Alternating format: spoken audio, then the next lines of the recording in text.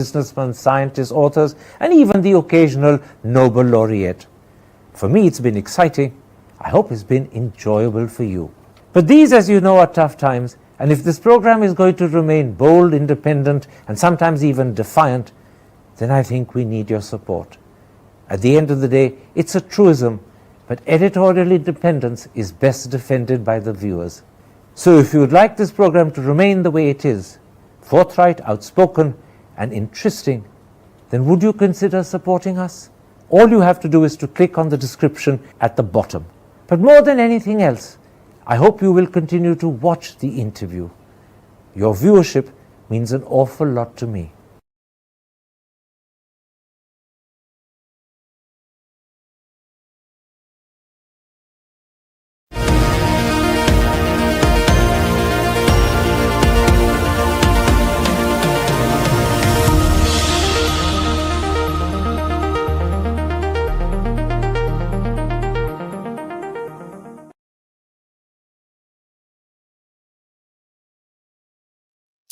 Hello and welcome to a special interview for The Wire.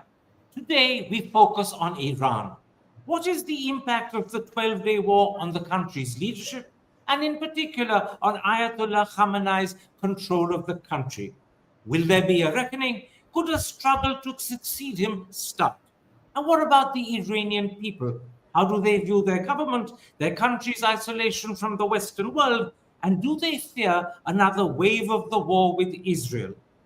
Those are the issues I shall discuss with the Majid Khaddouri Professor of International Affairs and Middle East Studies at Johns Hopkins University and the author of Iran's Grand Strategy, A Political History, Vali Nasr.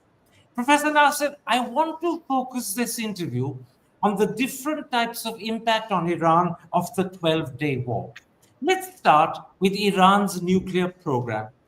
Has it been completely and totally obliterated, as Trump insists? Or is it excessive and serious damage but not obliteration, as Abbas Araghchi has said?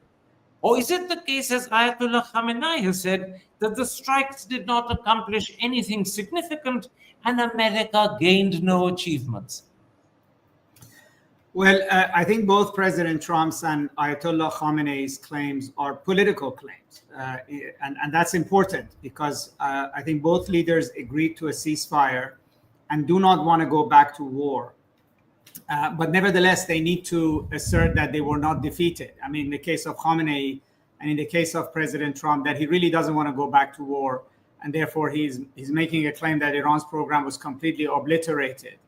I think what the Iranian foreign minister said is probably closer to where things are, that the program was damaged, the sites were damaged, but enough of it is intact in the form of, first of all, 400 kilograms of highly enriched uranium and perhaps a certain amount of Iran's enrichment infrastructure, as well as ability to maybe even transform the uranium gas to solid metal, which is needed for weaponization. But more important is that Iran's nuclear program is an industrial infrastructure.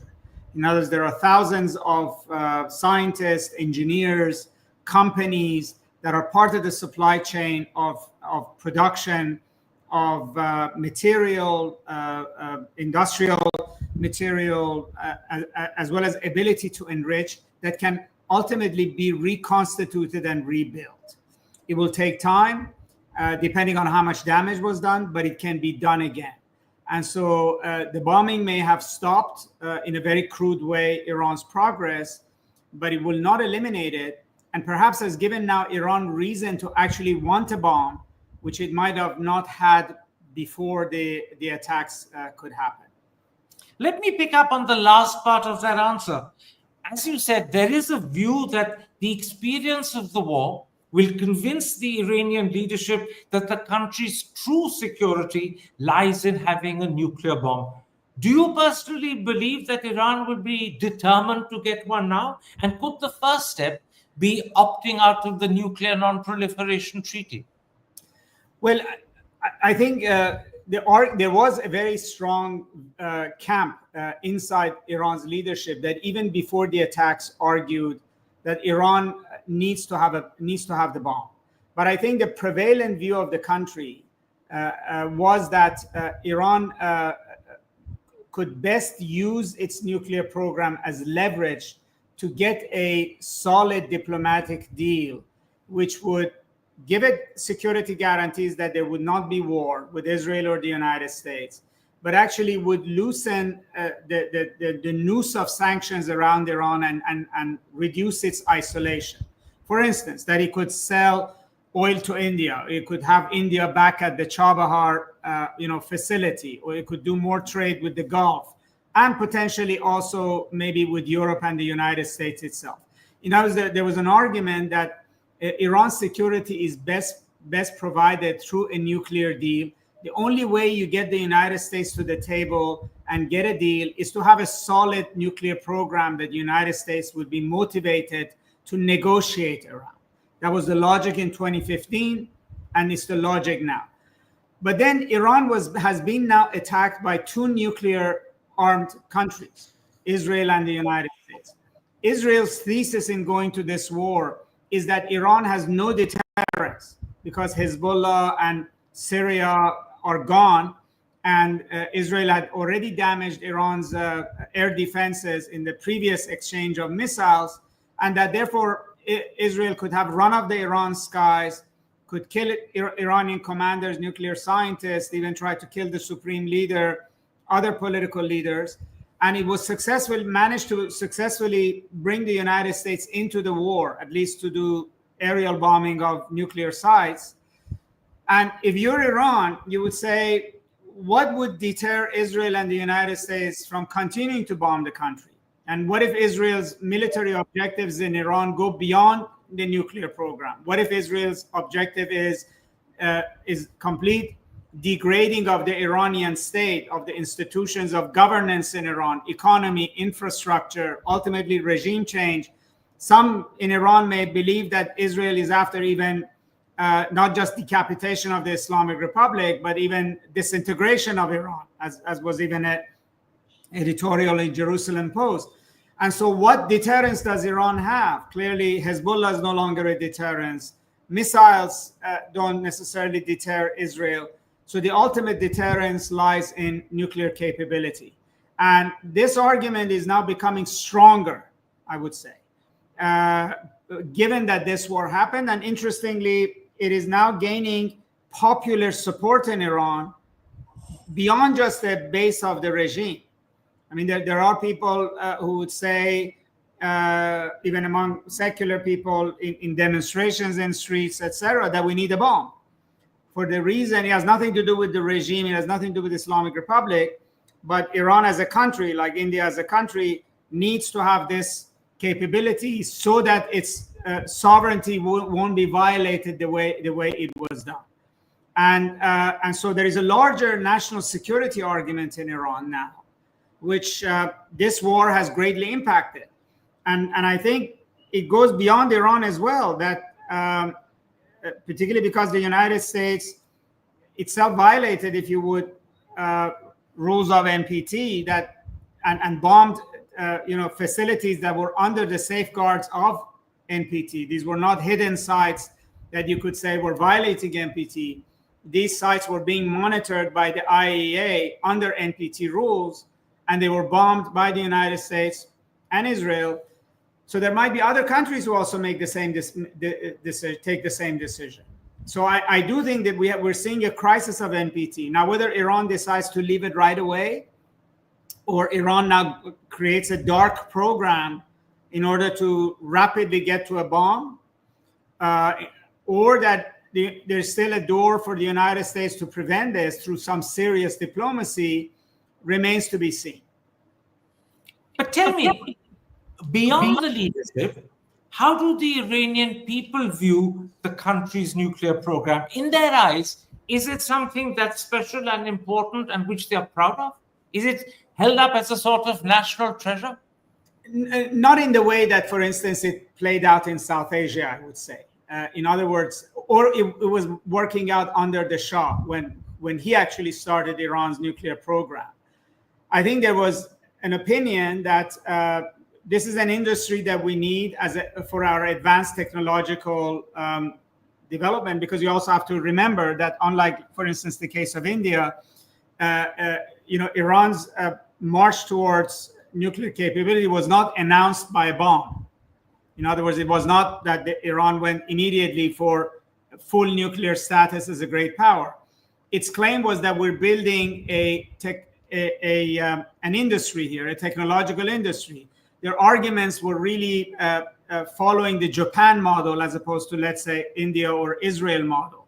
So this immediately was not for military reasons, was for industrial reasons. That's what Iran claimed, that we need at least 3.67% enrichment in order to be able to use it for medical treatment, to fuel nuclear power plants.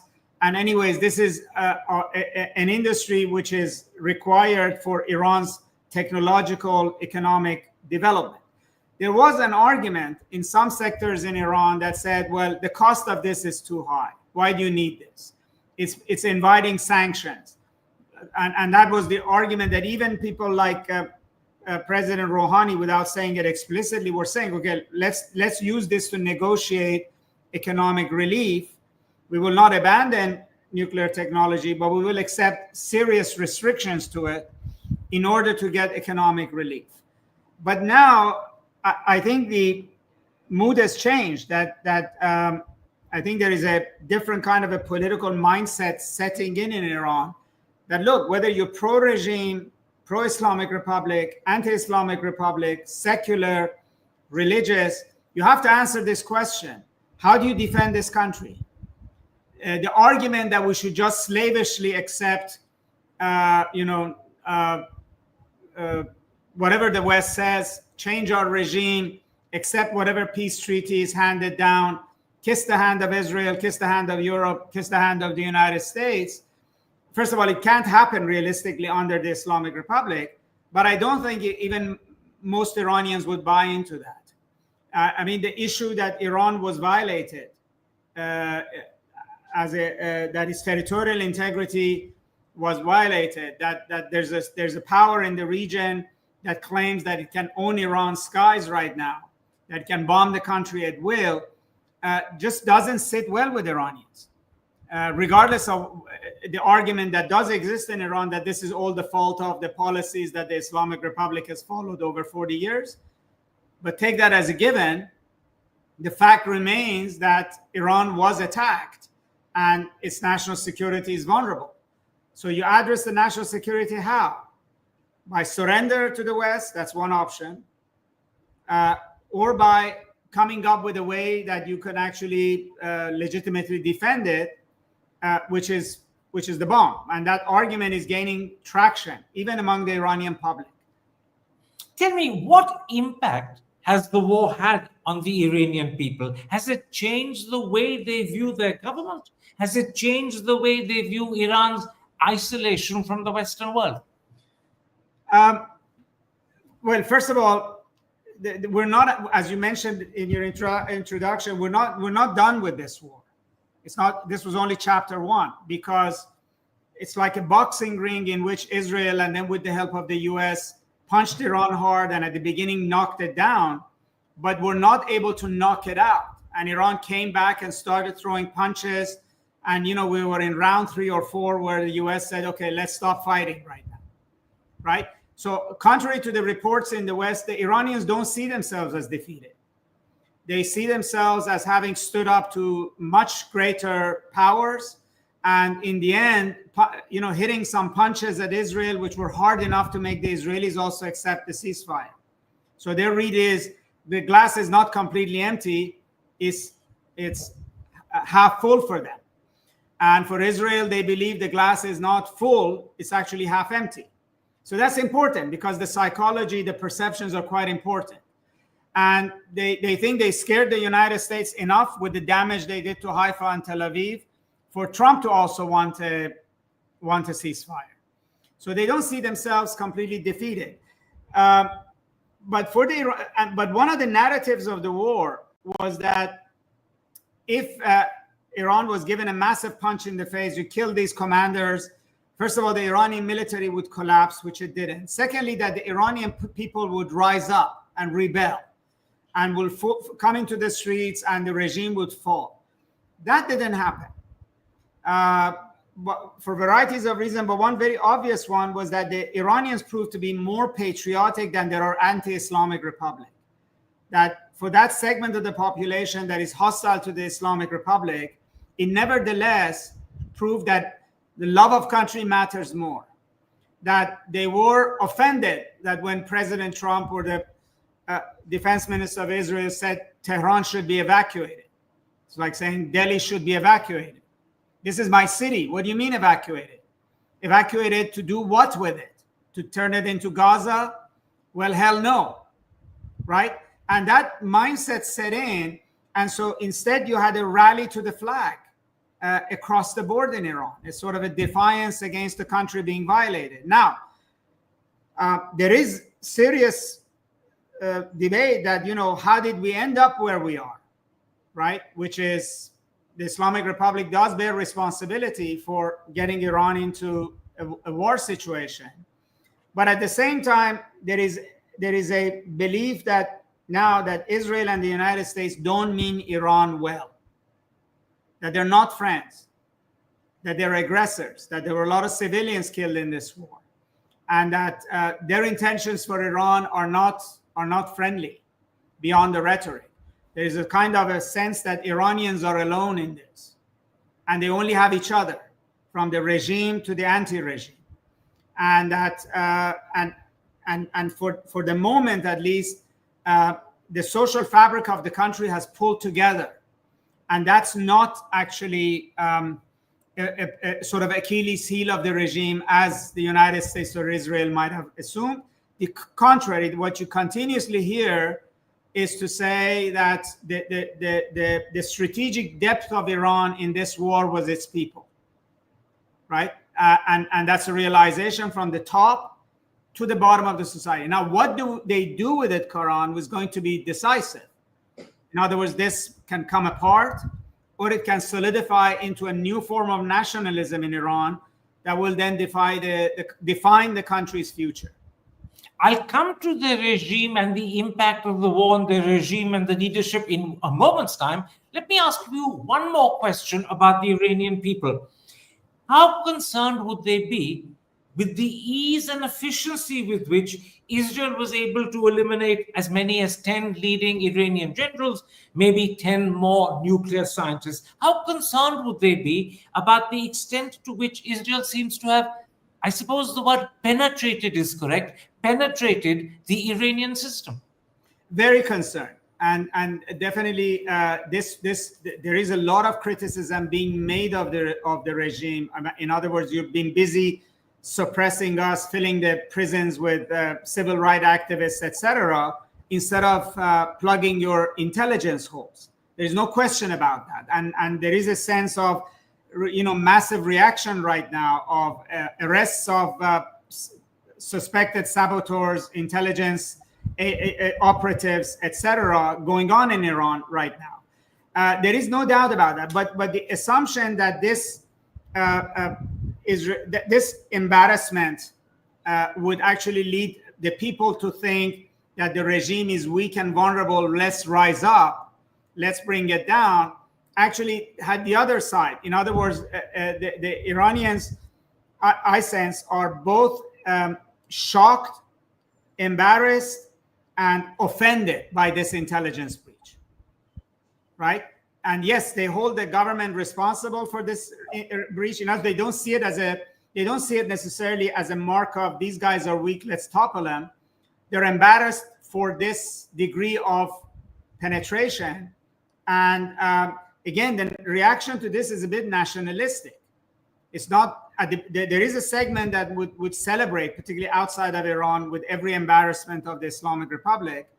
And there are maybe some in Iran who still do.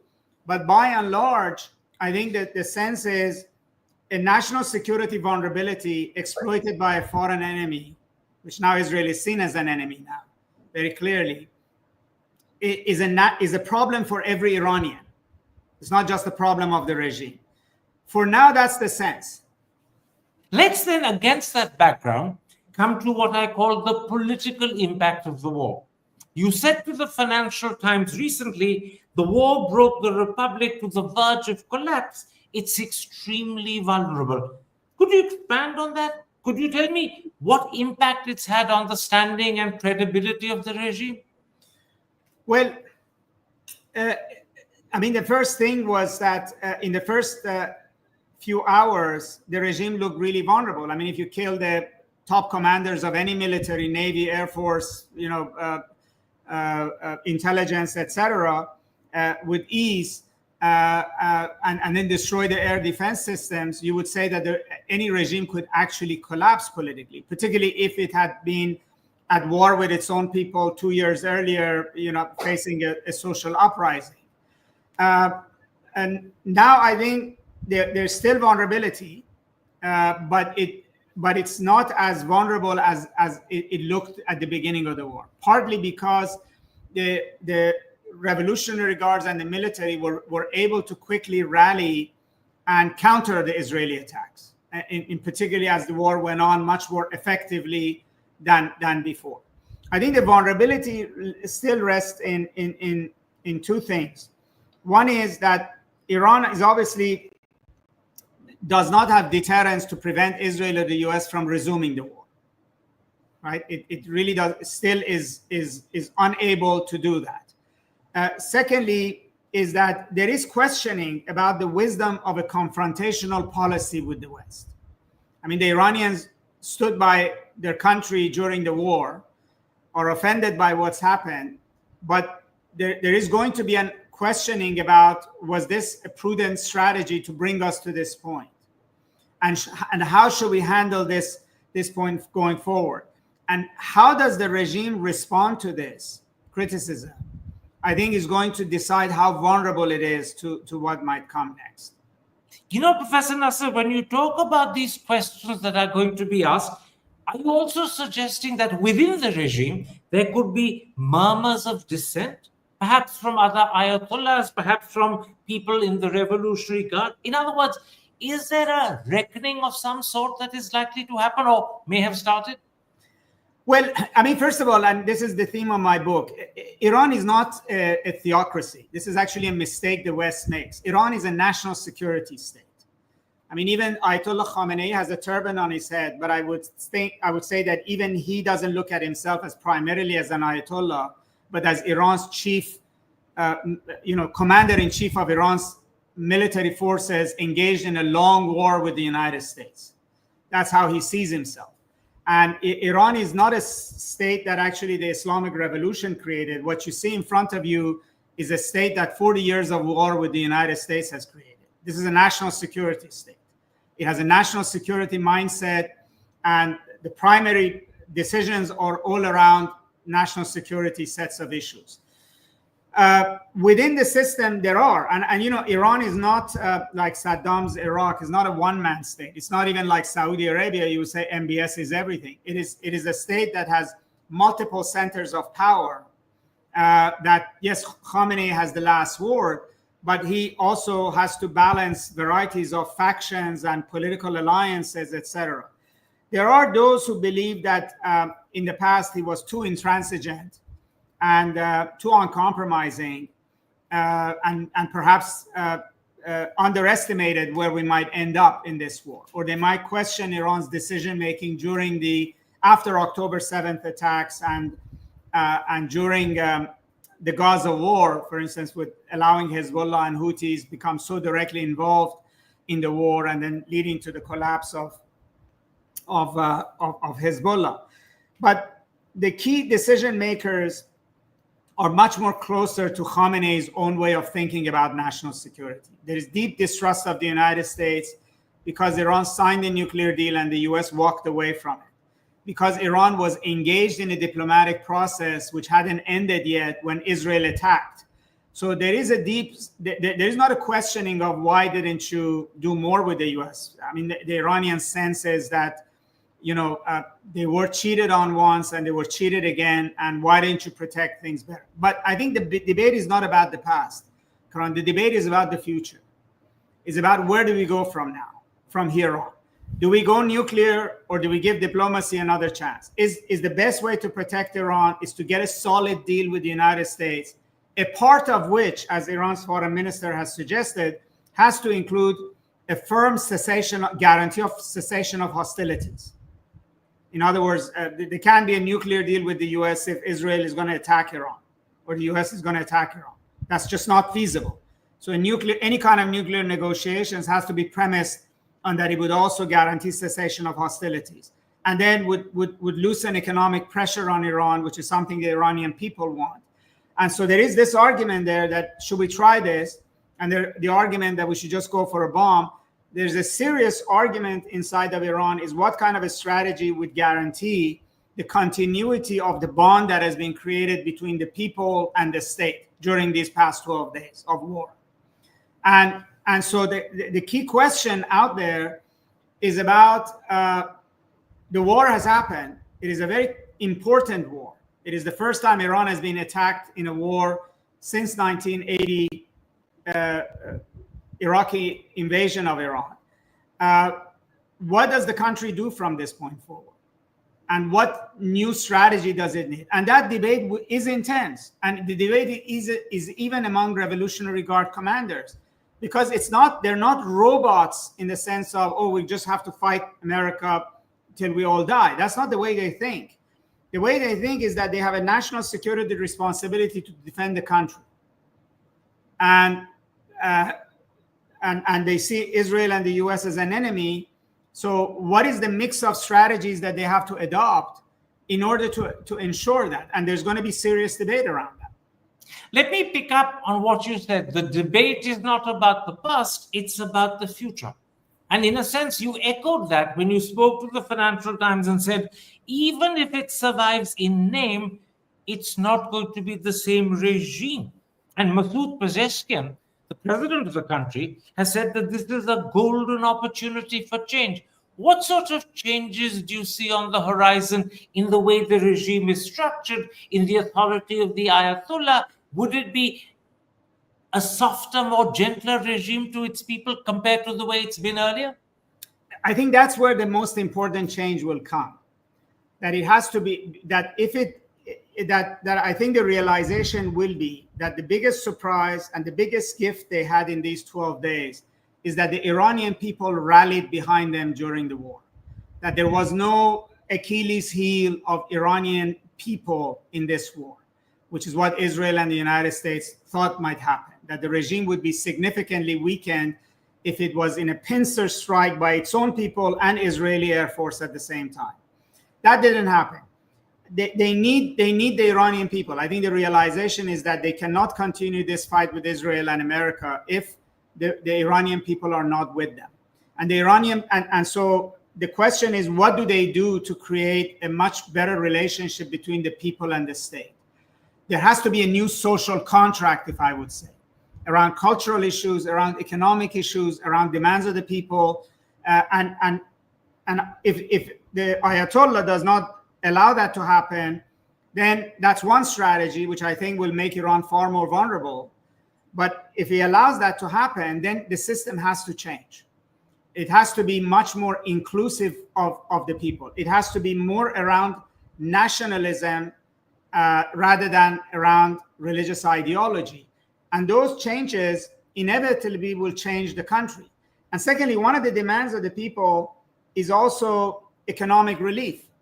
I mean, Iranians want sanctions lifted. Pezeshkian wanted sanctions lifted. That's what was his campaign slogan. And that ultimately means you have to find a way to deal with the US. You have to give a give and take that would guarantee no war and then guarantee economic relief. So I think that the war is a watershed moment for Iran. My sense is, as Pezeshkian has said, it's not just that it's a golden opportunity, it's an absolute necessity for them to do whatever it takes to keep the people in support of the state. Whatever policy they adopt has to have popular support. Whether it's the bomb or negotiations, they need the Iranian people to support them. Let me, for a moment, Professor Nasr, focus directly on Ayatollah Khamenei. The Western media insists that he spent the war hiding in a bunker And I believe he hasn't been seen in public since the Israeli strikes began on the 13th of June. How is that specifically viewed by his own people? A leader, the supreme leader, missing from public view? Well, I mean, the way it's actually seen is that the danger of assassination is still there. I mean, the president has said he could have done it. Israelis say they wanted to do it, they just couldn't find him.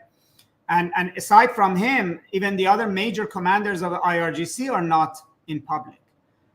Some of them made sort of dashing appearances among the people during the funeral processions or very early on during the celebration of the ceasefire. But then they are all in hiding because that intelligence vulnerability that led to 19 of them being killed, it's still there. So that's the easiest explanation, and the people sort of understand that. And yes, during the war, he was in a bunker. Now, there are rumors that the war was being managed by somebody else. But in reality, I think during the war, it was much simpler. He was the commander-in-chief. He was making the key decisions, not the day-to-day war decisions, but he was making the key decisions with a war cabinet of commanders that he had appointed after the ones that had been in charge had been assassinated. And I think it's a mistake to think that he doesn't want to take credit for what was the outcome of the war, which is the IRGC stood, the command and control didn't collapse, and it mounted a counterattack against Israel, despite Israel's intelligence and air power superiority. So I think he sees himself very much in charge. And I think, but the key question is, again, how much pressure will now come on him from various political factions about what should be the next step? I hear what you said earlier, and you said it with a great deal of emphasis that the country rallied around the flag. They supported the regime because this was an issue of being invaded by Israel. But over time, the BBC suggests that it's possible that a vast number of Iranians will singularly hold Ayatollah Khamenei responsible for setting Iran on a collision course with Israel and the United States. And more importantly, they will hold him responsible for reducing a top oil exporter to a poor and struggling shadow of its former self.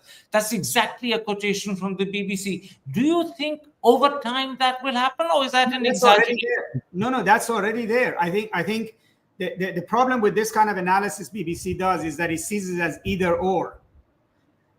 Iranians can and are doing simultaneously viewing a lot of it. I don't want to say everybody, because the regime has about 20%, I would say, of the politically active or politically of age population supports the regime. There's a diehard element there. But let's say the other 80% of Iranians do hold the regime responsible for their misery of their daily lives, the economy, as well as for the country's isolation, and have stopped thinking that this idea of resistance to the West, war with the West, etc., is actually a very good idea, or that it's been productive for Iran, or that it's going to end up in a good place. That's already in their minds.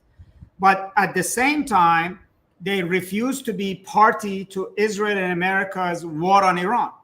So they're basically holding two things in their heads at the same time, which is they're critical of their government, but they also are patriotic. And the West always sees these as black and white, that you're either supporting regime change or you're pro-regime. And if we attack a country that we expect that its population, which is fed up with the government, would side with us. And so I don't think it's binary in that way. I think the Iranians don't agree with the policies that have brought them to this point. But in this war, they're not willing to side with the invader. And that's created as sort of a momentary space in which the Ayatollah can decide to either build on this moment or to waste this moment. And that will tell where we go from here. Now, the Ayatollah is 86 years old, and for many years it's been expected that his death will be a major transition for Iran. But now, is that process of transition likely to be brought forward and accelerated? Will people begin searching for his successor because of the vulnerability that he faced during the war? I think, the succession issue has been dominant in Iran now for a number of years. Even nuclear negotiations was really about succession, or all the jockeying for power in Iran is about succession. What might have happened during this campaign, and particularly with Israel and the threat that they would assassinate him, is that it might have accelerated the pace. But the reality is that Iran has a constitutional process for choosing his successor. And he could put his finger before he dies on the scale of who he wants to succeed. But I think that if he dies without a successor already appointed, that choice will greatly depend on the balance between the different camps advocating different strategies for Iran. It depends on where does the power lie at that point in time. And there's an option that he might do it the way King Salman of Saudi Arabia or former Emir of Qatar did, which is appoint a successor before he steps down, and sort of groom that person and gradually give him more power, so that when he's not in the scene, that person is already occupied that position. There are a number of names on the table. I think what might have changed now is that now he might think that his death in the middle of a war is much more imminent, that is much more important, that the transition to a next leader be fast and quick, and the person who takes over be capable of managing a war, right? And so more than likely, I think the personalities that he might have had in mind might have changed. But he still hasn't played his cards out. He has not made clear whether there is a real heir apparent there, or what the process would be. And so I think all the political factions in Iran are guessing. Anybody who says they know which way this is going to go really doesn't know. And another thing which is very important is that a number of very senior IRGC commanders who would have had a say in this process because of their seniority and how many years they were at the top have been eliminated. And therefore, even the weight or how does IRGC influence this process has changed. But tell me, there was speculation before the war began that his son Mujtaba could be his successor. At least that is the interpretation in the Western media. Now today, particularly if the regime needs to reach out and become more inclusive towards its own people, there is speculation that maybe he looked for a moderate. Do you think his son still stands a chance? Do you think it's more likely to be a moderate because they need to unite the country? Well, what we define as a moderate, I think what Iranians are looking for is not this. When we mean a moderate, it may very be that Iranians are really looking for a Mohammed bin Salman. They're looking, in other words, somebody who has to be able to run the country and then be able to be willing to change its direction completely. Moderation is one way of thinking of this, and then we have to define what do we mean by moderate. But I think a strong leader who can keep the system together but break with the overall national strategy that Ayatollah Khamenei has followed. I think that's what Iranians want. That would be the definition of moderation. Is there a leader who day one comes to power and he says, we're going to stop this war with America.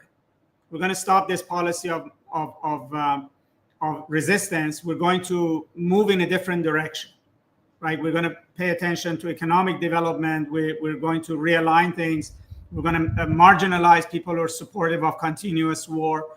So I think, that could be his son, or it could be somebody else. I think the problem with his son replacing him is that he has a smell of monarchy to it. And in an Islamic republic that overthrew monarchy, it may not fly as easily. Although probably his son, in his eyes, is the most qualified because he's a Revolutionary Guard commander veteran. He fought in the Iran-Iraq War.